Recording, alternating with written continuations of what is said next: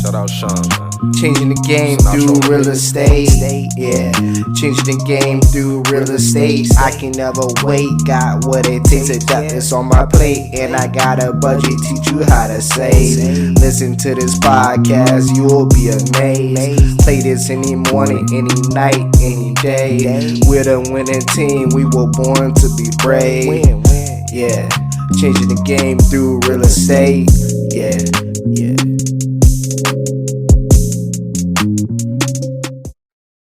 Hey everyone, it's Tyler Wynn with the winning team, and this is the Changing the Game Through Real Estate podcast.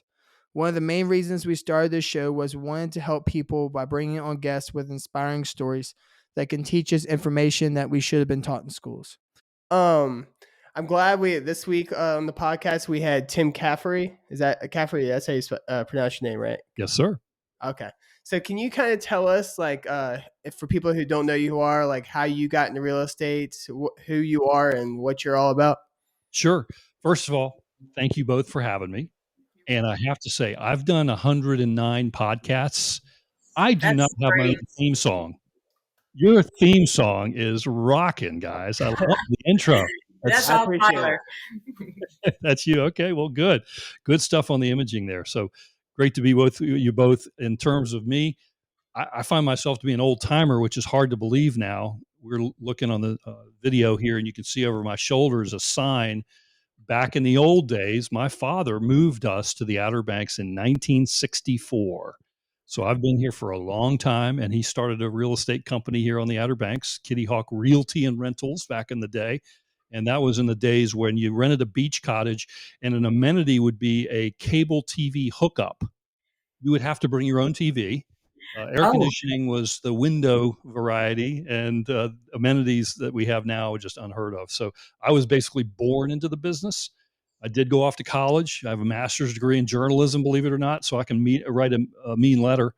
But beyond that, I got into the vortex sucked me back in to the vacation rentals and real estate sales here on the Outer Banks. And I have a second firm in Virginia Beach in Sandbridge Blue, and of course Outer Banks Blue. So I grew up in it, caught the fever when I really didn't know it. I thought I wanted to be a sports broadcaster, but here I am owning two companies and managing about 400 properties between the two companies. You have a good voice, I have to admit. You sound good on this. Dad would be proud. He said, "You're not going to have a Southern accent, son. You carve your words before they fall." There you go. So did you become before you started your real estate company, did you become a realtor first and then like develop that and then got into property management? Yeah. So my mother was still involved in the business when I came back. And the first thing she told me is, you're going to sell real estate for 2 years. You're going to learn what it's like to live on a commission.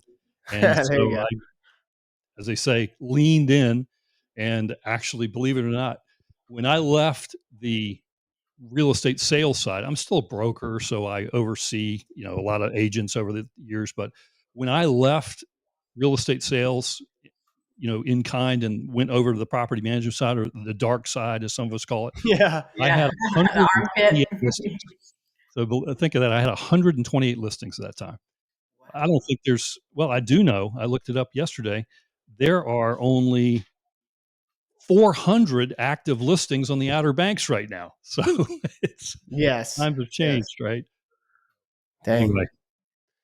So did you find you liked it, or how did you feel about it when you first got in? I enjoyed the listing side of the real estate sales, finding that right price and selling myself to that owner that I'll take care of you and I'll market your property like nobody's business and I'll negotiate the best deal and all that stuff. I love that part of it. And that part really translated well into the property management side, which takes up most of my time now with 400 properties, you can imagine. And it's not like the old days with the cable TV hookup now, as I'm sure you guys have seen and maybe know. The vacation rental properties are more like mini resorts onto themselves. You don't have to leave the property once you get there.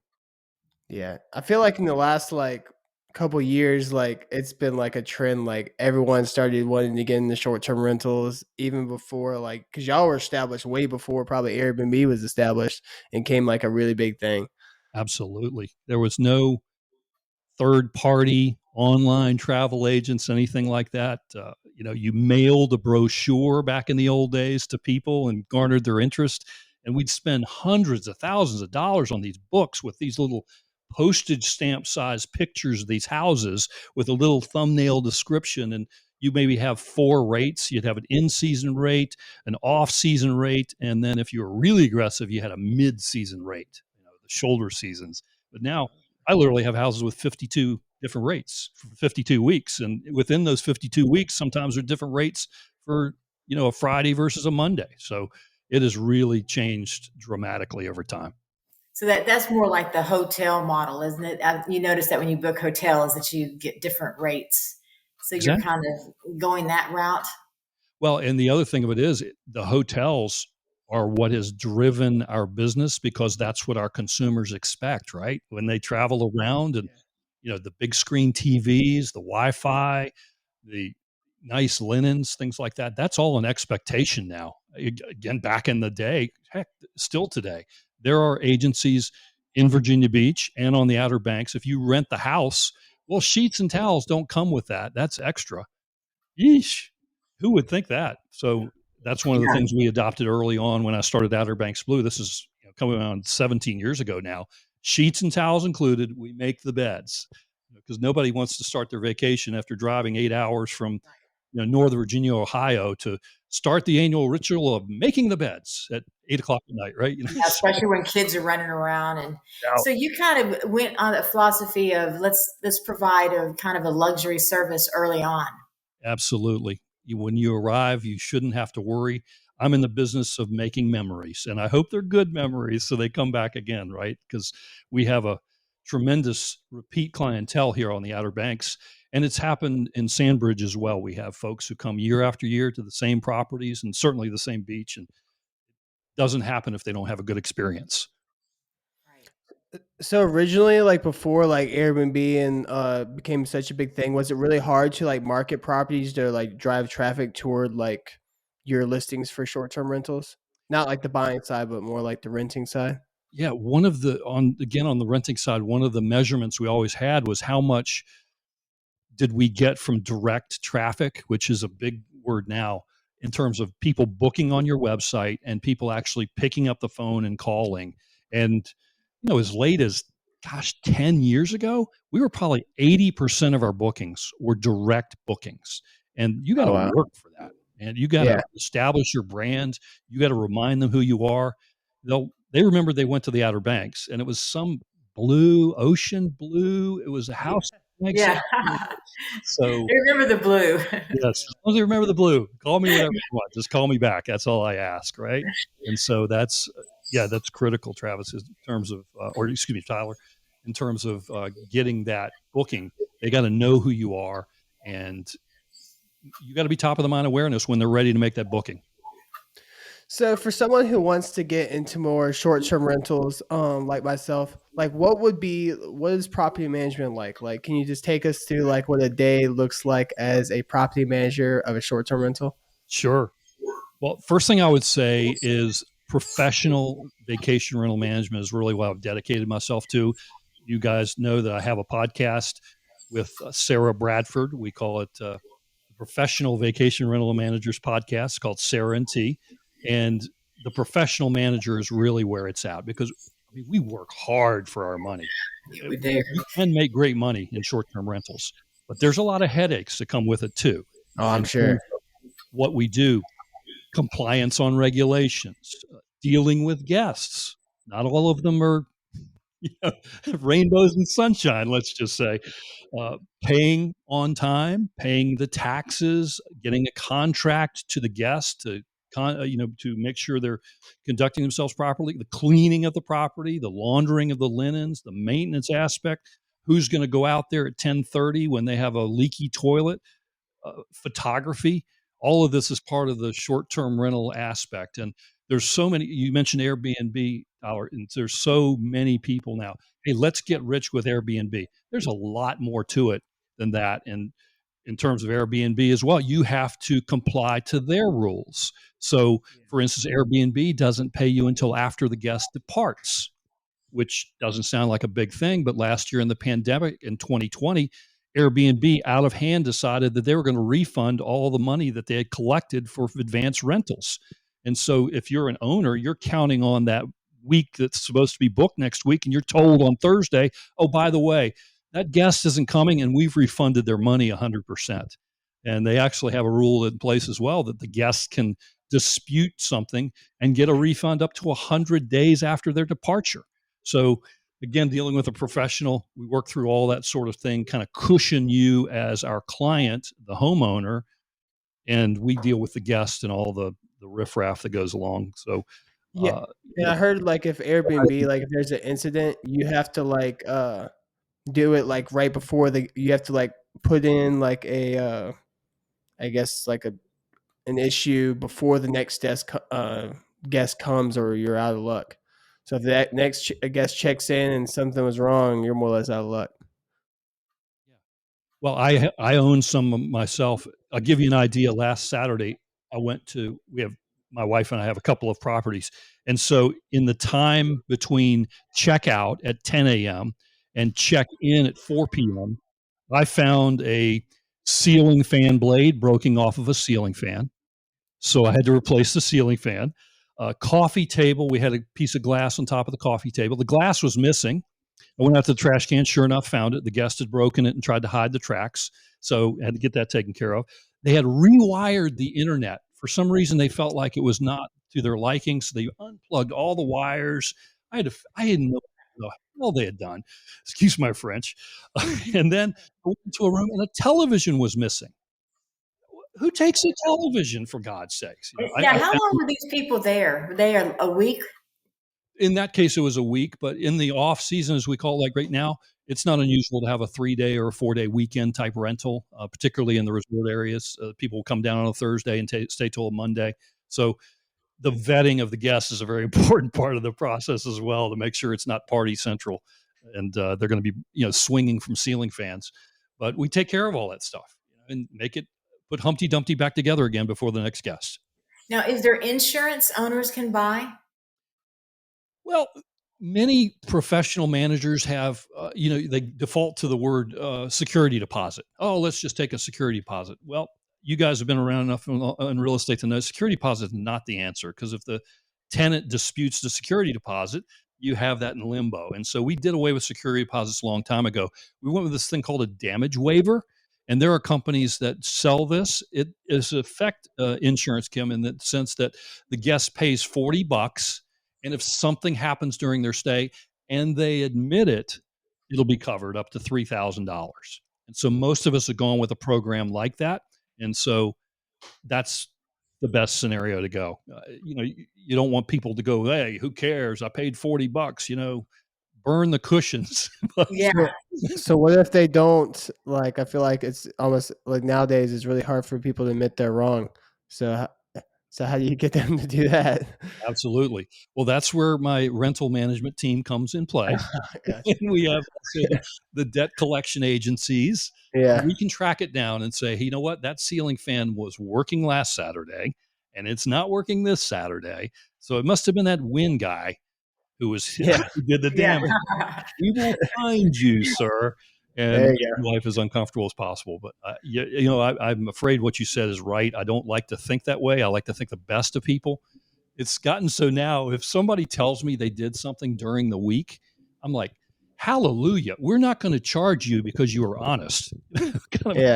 It's the ones that hide the broken glass in the dumpster that you feel like you need to pursue. Throw away the crystal dishes. Yeah. So what does your team consist of? I'm sure you have a booking coordinator. So what are some of the roles you have on your team? Sure. Well, of course, I've scaled it to a fairly large number now. 300 properties on the Outer Banks, another 90 in Sandbridge. So we have a reservations team. I have a reservations manager. She actually has 6 reservations agents. We took about 7,000 reservations last year. So that's 7,000 leases that need to go out in Virginia as well as North Carolina. You have to have a signed lease agreement with the guest, even for a one-night stay. So we're talking about hotels and motels. That's a big difference. It's a real estate transaction in the eyes of the Virginia Department of Real Estate. So you have to have a lease agreement and track all that, the payments there and so on. We have an accounting department. We've able to pare that down to just a couple of people. Maintenance is one of our biggest areas. We have 7 maintenance techs here on the Outer Banks who just roll around the Outer Banks, plunging commodes and replacing batteries and whatever the case might be. But All the fun clearly stuff. the biggest area is housekeeping. I can tell you 80% of my staff are field staff between housekeeping, maintenance, pool cleaners, landscapers, carpet cleaners, inspectors. Most of the people are in the field. And so we have marketing as well and all these other departments, but the lion's share are the housekeepers. And are these employed directly just by you, or are you contracting out? Right. That's a great question. A lot of folks like to use contract services. I do not. I like employees because you get into that thing about if it's a contract employee, I can't tell them how to do their job, when to do their job. I can't provide them any equipment to do the job. It's just like an air conditioning contractor to come to your house. You're not going to provide him the Freon and so on like that, but he does it his way, right? And so when you use a contractor, you can't do those things. You can't say, these are my standards and I want you to clean this way, because they could be perceived as an employee and then you would owe taxes to the government for that. So we did away with the agencies. Everybody is an employee. We train them. We provide them the chemicals, the vacuum. We tell them when to be there, how to make the beds, how to roll the towels. And so we feel like we have better control over that experience when a guest walks in for the first time. That impression in the first 5 minutes is critical. Okay. So Kim is a property manager for long-term tenants for over a year. And she said one of the main things she did for like transaction between lease to tenant is take like 1 million pictures between guest or tenant. Do y'all do the same kind of process for between people when they stay a weekend? Yeah, boy, that I get chills thinking, 'cause these little things here, the smartphones.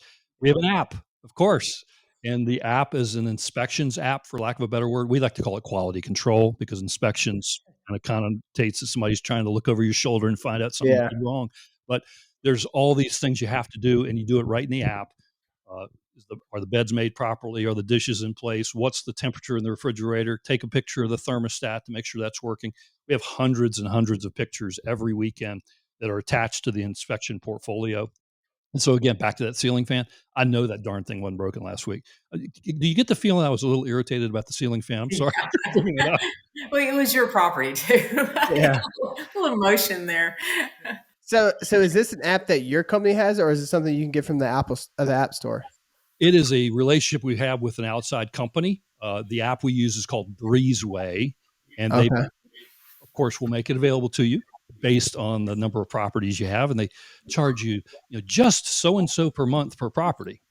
It's a pretty extensive thing. You have to have some scale to use something like that, but that's the kind of thing. You're right on target, Tyler. You have to. I always say it's not what you know; it's what you can prove, and so thus the pictures you're talking about and the person with the long-term rental. You've got to be able to lay it out there because, as you say, people don't necessarily own up to their problems. Yeah, exactly. Well, one thing I do like about property management versus resale is if you just fight with the lease, stay with the verbiage of the lease and never sway. And we tend to want to have areas of gray, but you really have to have no areas of gray, and it's just black and white. And that is, I think we have 23 clauses in our short-term rental lease. And I like to say every one of them has either a lawsuit, a story, or both behind them. That's the reason to have a professional represent you. You don't think about some of the things that will come up and how you have to deal with them. But yes, I've had guests try to alter the lease. Mr. Attorney from Pittsburgh, just changes the lease. Yeah. Listen, I'm sorry. This is our lease. If you don't wish to rent from us, we understand. Yeah. They send them back to y'all. Well, I'd like to have these changes. It's corrected, yes. Initial in these 42 places, I've made a change, right? No, I don't do that, sir. So where do y'all market your property? Do you have a certain site? Because I know that right now there's if you go Google Airbnb and VRBO, there's a lot of rentals on Nag's Head right now. Do you use those services to market, or y'all just do straight from your site? Well, it's a great question. I have a marketing team of 5, and probably their main goal is social media to make sure we're on that platform if people are on Facebook or Instagram or whatever we may be noticed. But and of course, the search engine optimization, huge. I want my site to show up on the first page when they Google a term like Nags Head Vacation Rentals or Sandbridge Vacation Rentals. And many times we show up number one because those guys are good at what they do. But back to your point, you can't beat them, join them. I don't have the deep pocketbooks like Vrbo is a big player in our market, and of course Airbnb. So we do have listings on both of those sites to garner attention. And then we hope to you have to go through that process once they are in that process. If they've come to us through Vrbo, for instance, I can't call them up and say, hey, if you cancel that reservation and book direct, you can save money, because Vrbo knows and they have records and they come back to us. But once they get here, we'll remind them, next time, you can save $300 by going to our website. Yeah. So when they go on Vrbo or Airbnb to book one of your properties, are they looking at it and then they click and go into your website? No, the way those properties work is we provide the data to that site, but they actually book the property through the third party. We call them OTAs, online travel agencies. Another one would be TripAdvisor, which has kind of fallen over the years. But that's another one we get business from. But they've made the booking through that firm. We handle the lease, but they pay a booking fee to that front end company. And in the case of Airbnb, again, as I told you before, Airbnb actually holds their money until the time they arrive. And so it's a slippery slope. Right. Huh. So I'm sorry. Go on. Okay. What is the difference? Explain to somebody listening right now, what is the difference between Airbnb and short-term rentals through you? Well, there you go. If you talk to old timers like me and we hear Airbnb, you sometimes see us cringe in our faces or whatever. It's become like Kleenex for a tissue, right? Yeah. I got an Airbnb at the Outer Banks. Well, you may not have gotten an Airbnb. You got a short-term rental from a professional rental manager, right? Airbnb is a company that specializes in providing accommodations, and they've been so successful on branding themselves that they have become that commodity, that word that we all use for the product. But they are actually, for the most part, professionally managed short-term rentals in many of these markets. Now, I'm not saying there aren't hosts that do their own thing, and rent the one bedroom out or whatever. But typically, when you are renting the whole house in a resort market, it's typically managed by a professional agent. So it's nuanced, but some of us cringe. We've worked really hard over the years, and then in a matter of 5 years, we've all become Airbnbs. Yeah. So Airbnb is kind of like Coke. You ask somebody, what kind of Coke do you want? They'll say, well, what kind you have? Well, we've got Sprite and we've got this. So Airbnb is just kind of the name that has come upon that. We're just all kind of. It was great branding. That's all. Yeah. Great branding. Aren't we all? Right. I wish I'd come up with a name. It's great. Yeah. It's basically air bed and breakfast. That's pretty good. Well, they started literally by renting their couch and air mattresses back in the day. And wouldn't you have liked to had part of the stock back then? Wow. Right. So as an investor yourself, what's your opinion of someone wanting to go buy, looking to buy in the Outer Banks right now? Because I know it's looked like because I've looked at the numbers, the last 2 or 3 years is up $100,000. Next year it's up $100,000. Next year, I approach it very business-like. Of course, in this market, you got to be a fast business person because you may be gone tomorrow. But don't let your eyes be too big for your stomach is the first thing. So look at a property that you can afford, even if you didn't have to rent it. And the rents are certainly going to help you. And the key number I use is 10%. If I can get 10% of the purchase price back in annual rentals, I'm going to take that deal every single time. That's a good idea. So from gross, let's say if it's 400,000, you want to be able to rent it 40. If you can get 40,000 on a 400,000 property, because what? Well, it's appreciating in value. Number two, it's a fixed asset, and you have a fixed monthly payment, so you know what your challenges are going to be right away, and it's only going to get better in terms of the rent. So that 10% may work to 15% to 20%.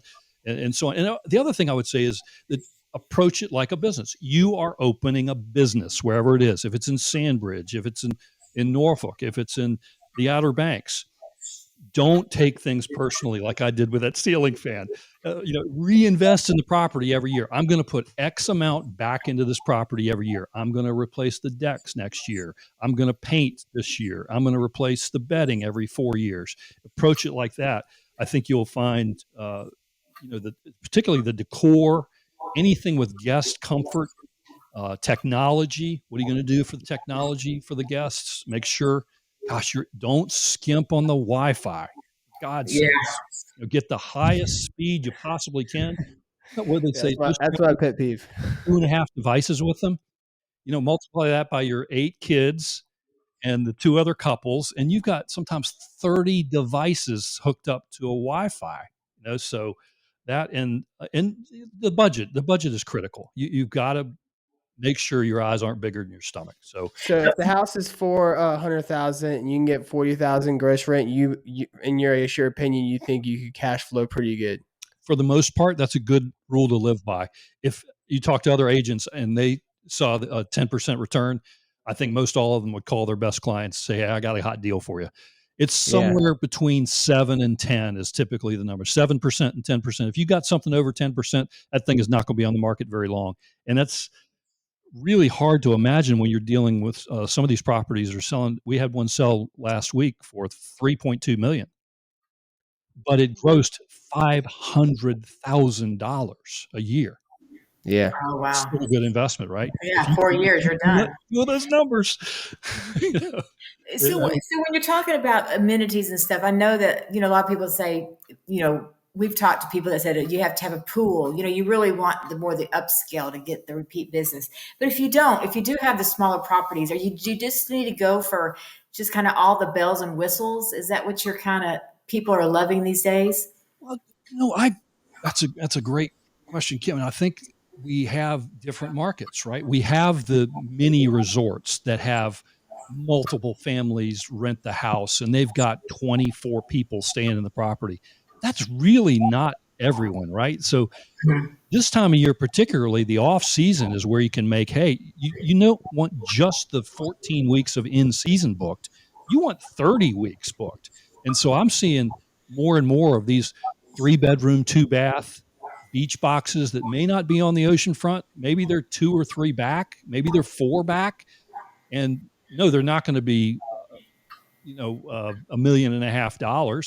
They may be, as you said, $400,000 property. But yeah, you can get 40,000 on that. But you focus on the guest comfort. Not necessarily the 3-bedroom, 2-bath doesn't have to have a pool because it doesn't help us in November, right? But a hot tub, yes. Make sure you get a hot tub. Things like accepting pets. Some people are like, oh, I would never do that. I just remind my owners, well, if I had a house side by side, one accepted pets and one didn't, the one that does is going to get about 10% more rent. So how does that, do you have the same opinion now? And the other thing is, if the dog is well enough behaved to be in a car for 5 hours, it's probably not going to rip up your doors, right? They probably have its own bed and stroller with it. So I mean, it's the 2-legged pets that we have more problems with in our So now, do you charge a pet deposit when you allow pets? Well, say pet deposit, it's a fee. We don't get. Oh, yeah, that's right. But you can't. You can't get your pet fees back as you can your deposit. Yes. Yes, my brother calls me the fee guy. I think of whatever fees I can think of to make sure we cover our expenses and help our owners. So for people that don't know, like, I guess what y'all were saying was that you can't do, like, say, charge rent for a dog. It has to be like as a fee, or. Well, the rent would be higher. In my opinion, if you're renting a house that accepts pets, you're bringing a pet. And so we added actually right into the rent. Gotcha. That makes sense. There's no debate, because if you give them the option of opting out, back to our earlier conversation, are you bringing a pet? Oh, of course not. I'm not bringing a pet. Yeah. And there's 3 of them walking in the yard. Yeah, exactly. Oh, they're just visiting. They're not here. They're just. So one of the main things that I keep hearing a lot of is like a bunch of the rules with like the city and everything with doing with short-term rentals. Can you explain like some of the Virginia Beach laws, and even we can start with Outer Banks? Sure. Well, Outer Banks is easier because I hope they don't listen to this podcast. With all due respect to your listenership, we don't have regulations on the Outer Banks right now. So There you go. knocking on wood, but I know it's coming in some form or fashion. But as you both know, we have been battling, and I use that word as friendly as possible, with the Virginia Beach City Council over the last few years. And I know they face a very difficult situation. There was a Airbnb. Again, this was an Airbnb where the owner actually lived overseas, and there was a shooting, and there were some people killed. And so those kinds of issues are real, and they absolutely need to get a handle on that. But in Virginia Beach proper, for the most part, you can't have a vacation rental.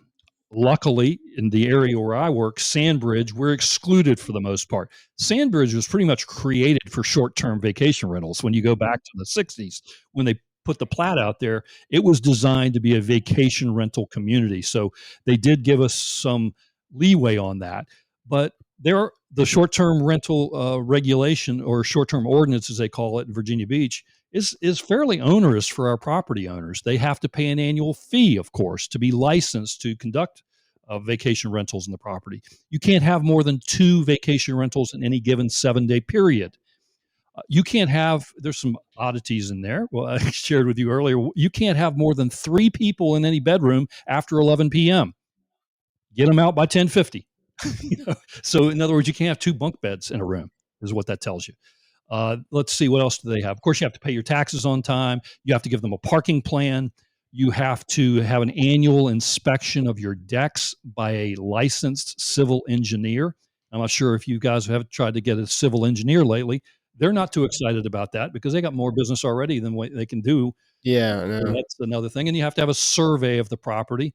There's some other things on there as well, but they also have a sign you have to put on the property. If there are any issues, you have to make it easy for someone to complain by calling a number or texting a number.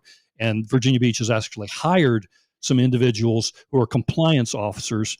And if they get the complaints, they'll call the professional manager or the host or whatever and say, you have 30 minutes to get out to the property to take care of this situation. So Oh wow. I understand it's difficult. Some of the issues are very onerous for us, but it's a work in progress. And I think both sides are working toward the right thing. So I want to touch on a couple of that. You said so. I know Virginia Beach is illegal to do short-term rentals, but you said Sandbridge, it's actually illegal. It's Sandbridge is excluded for the most part, Tyler. In this short-term ordinance, Sandbridge is an exception to that. So, particularly if you have a professional manager, you're in good shape in Sandbridge. So it can't. I can't buy or even say well, say right now I have a house in Sandbridge. I can put it up for. I can't do it. I have to have you're right, because I have to have a license, right? I have to have a short-term rental license. Exactly.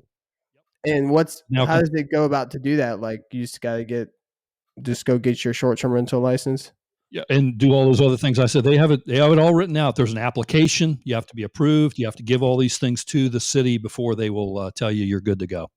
Okay, Yes. or I could just say, hey, I have a Sandbridge property. I can call you up and say, hey, I need your help. I'll do a little more work for you. Yes, but ultimately, as the owner, you're still responsible to make sure it's done. So, Yeah. You're not completely off the hook, even if you hire me on that one. So, Gotcha. Do you have to pay hotel taxes? yes, that's the. Oh, yeah, gosh, that's a big one. I can't believe I left that one out. Yeah, so we have the nightly bed tax, state sales tax, and the occupancy taxes, which in Virginia Beach now it totals 14.5% of the rental. Oh, my goodness. That's pretty high. Yes, and so I do all that for you. Taxes are killing me. And do you have to? But you don't have to have a hotel license. I've heard of some that have to.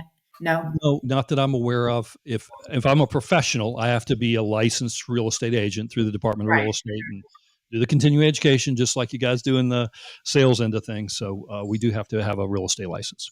But just to clarify for people listening, an individual still has to pay those taxes, correct? If they Absolutely. just have okay. That's another area where Airbnb, they have not been aggressive with their hosts on this. There have been some people who have not paid their taxes, And that does not sit well, not only with Virginia Beach, with any municipality. They want to make sure they're getting their cut of whatever. And so that's how many of these are found out. And this has been part of the biggest issue with Virginia Beach over the 2.5 years. I think they really, I'm not speaking for them, but I believe they were stunned to find out how many people were doing Airbnbs, for lack of a better word, and not paying their taxes. Probably Right. all of them. You said. So I guess, so let's say for like break it down. So if someone wanted to go buy a house in Sandbridge right now, what would be their steps to get ready to list their house as a short-term rental? What are the steps? Well, if they are looking at the sales market right now, chances are if the property is for sale in Sandbridge, it probably already is a short-term vacation rental, and it probably already is in somebody's rental program. So they may just inherit a relationship. Now, for instance, we've had probably 15 of our properties sell this year, and the buyers have walked into a scenario where they already have money on the books. You know, again, back to our 10% return thing, they walk into a situation, they're cash flowing from day one. As soon as they close on the property, I'm paying them every month for the rentals. And so they wouldn't have to reinvent the wheel, so to speak. But if on the outside chance you found a property that has not been rented, maybe we do have many residences up there. Maybe there's a property that's never been in a rental program. You would have to go through all these steps we just talked about. Whether you do it yourself or through a professional manager, you have to jump through those hoops. There's no ifs, ands, or buts about it. And again, Virginia Beach has just hired, I believe, 4 compliance officers to make sure that's the case. Dang. So why is the rest of the Virginia Beach illegal? Because I know we were talking about this, that like I know they just weren't allowing it illegal. Was there a reason? Do you know why they're making them illegal? Well, it's 3 things: trash, noise, and parking. Those are always the 3. Where I live here in Kitty Hawk, it's mainly a residential area. I have a vacation rental across the street. Some would say that is serendipity for me. And what always torques us is they're parking in our yard. There's 8 cars for a 4-bedroom house. They're playing their music at 1 o'clock in the morning. They don't give a hoot about anybody else. The trash is overflowing. And so, yeah, it became a tipping point, to be very honest, with particularly the unmanaged properties. And there are locals that live there, right? And so enough is enough. They complain to the city. I think, as I mentioned before, that tragic shooting that took place was a bellwether that was kind of the tipping point. But this has been going on for years in terms of what I would term disrespectful guests who don't value the fact that people live here, and we need to be good hosts, but we also need to be good guests. So I know, I don't know if I'm supposed to mention this, but I know Hampton, the Realtors Association, is suing the city over that. So do you think they're going to win? Right. That's one of the things that just came out in the past week or so, that the State Association of Realtors and the Hampton Area Association of Realtors brought suit against Virginia Beach, specifically with some of the language in the short-term rental ordinance. Like, one of the things that we didn't cover that is a red flag for them is that you have to have smoke detectors and CO2 detectors, of course, but they have to be interconnected. And so the suit proposes that is vague language that is onerous. And so, it's wrangling. I'm sure there will be some settlement reached that will be agreeable to all parties, because the realtors don't want to go on record as being promoting bad behavior, certainly. Yeah. Kim, we were talking earlier, it's not a bad idea to have your decks inspected, for gosh sakes, right? That's true. Who's against mom and apple pie? That's the kind of thing that they're going to talk about in the court case. But I'm sure we'll see some sort of settlement. I don't. If anybody's hoping that this is going to get overturned, don't bet on it. Dang. Just go to one city council meeting. You will see the passion on this issue. Oh, for like against it? Well, those who are against short-term rentals totally. There's some professionals like myself and others who have gone and tried to make cogent arguments in a calm manner and try to reach some compromise. But there are some people who get very irritated about the whole concept of, I'm here and I don't think there should be vacation rentals across the street. And quite honestly, a lot of those people have just recently moved with the pandemic and people working at home more often. Yeah. On the Outer Banks specifically, we've seen more people come and live here, buy a property and live here than I have ever seen over the past 10 years. And those folks don't like the trash in the driveway. They don't like 8 cars in a 4-bedroom house, and they don't like get woken up to techno rap at 2:00 in the morning. Right. All day. Well, that's So disappointing. I was hoping we would return.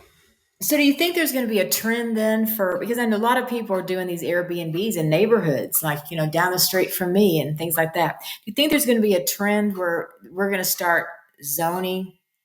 Yes, this is a zone that can be short-term rentals versus no, to keep the neighborhoods from turning into bigger, rental percentages? That's what we've seen in other areas of the country. Again, with my podcast, it's such a great exercise every 2 weeks to get together with Sarah on the Sarah and T podcast, because she's in the mountains of Colorado. I'm on the coast of North Carolina and Virginia. She's a woman. I'm a man. We have different markets and different feelings or whatever, but we are seeing across the country entire areas, just like Virginia Beach, where the city council goes on a map and just puts a layover and goes, okay, we'll have no like my internet decided to disappear. It must have been the vacation rental across the street. Yeah, you had too many people in. Yeah, how many cars do you have parked in front? Exactly. It's today, but yeah. Yeesh. So I edit my podcast, so I'm sensitive to to your work here. But I think I was saying things hosts can do to be as professional as possible will turn the tide on this. If they are making sure that people behave properly, if they make sure the trash is being taken care of, if they make sure the noise and the parking and all those sorts of things are done properly, I do think there's still a place on a very long-term scale for short-term rentals, or if you want to say Airbnbs. It's a property right. You should be able to do what you wish with the property. Yeah. Right. And I think Airbnb they limited if they put a limit on the weeks a year that you could do it. No, don't do that. Yeah. There's always middle ground. If you sit down and talk to them and not try to vilify the other side and, they're against me or whatever the case might be, I think there's always some middle ground you can find where we can move forward. And by the way, this stuff is not going away.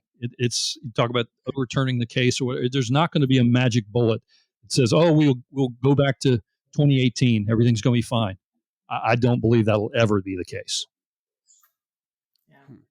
Do you know anything about any other areas? Because I know, like Norfolk, I think you have to ask permission for like short-term rentals, and they can deny it like whenever. It's typical. I don't have specific knowledge of each of the cities in the area, but I do have a lot of knowledge around the country, and for the most part, people move forward until they're told they can't.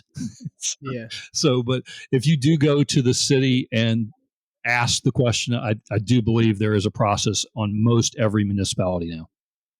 Huh. I got you. What do they say? Beg for forgiveness and not permission. I think that's the usual process that people do. Yeah, usually. I feel like maybe that's a lot of the big issues that Airbnb doing, because most of them people, like, they see Airbnb like, hey, I'm gonna go buy a house and I'm just gonna try to do it myself, manage it myself, and not really sure at all what they're doing. Right, and that's where the problems start. And again, there's so many websites and mailers you get as a property owner that easy money, do this. It's not easy money. You can tell. You guys can see on the Zoom here. I used to have a full head of curly hair. About 3 weeks ago. Not so much. It's just last week. Yeah. Until you bought your first short-term rental, then it all went away. That's right. There you go. Kim, did you have anything else you wanted to ask? I mean, I want to. I ain't going forever. it's just kind of, I know it's interesting, isn't it? Just to kind of recap. So tell us 3 of the biggest lessons you learned. Oh, wow. He said just 3. You can get 5. You can get 5. Well, yeah, or you can just give one. But what are some of the lessons you learned that you could pass on along the way? Well, I think, there's so many lessons over the time of my life and business, but I think integrity is always number one for me. We have some core values in our company, and we test our employees on it all the time, whether they know the mission statement right off the cuff and whether they know our core values. And our core values are integrity, number one, doing the right thing, professionalism, number 2. Number 3 is profitability. And I'm not going to hide from that. I'm in business to make money, and I'm in business to help you make money. And so those things guide our purpose. And our mission statement talks about providing service, providing blue ribbon customer service, as a matter of fact. And so I like to say we're the only company with the word service in our name. Outer Banks Blue Realty Services, Sandbridge Blue Realty Services. That's all we have to sell. And so as people maybe consider this path, service is where it's at. If you provide people a great experience, what they say, it takes a minute to create an experience and a lifetime to forget it. And that's what our goal is. And that's what all of our goals should be as hosts or professional managers or realtors, whatever the case might be, that you want people to have the best possible experiences. I know they do with the Win team.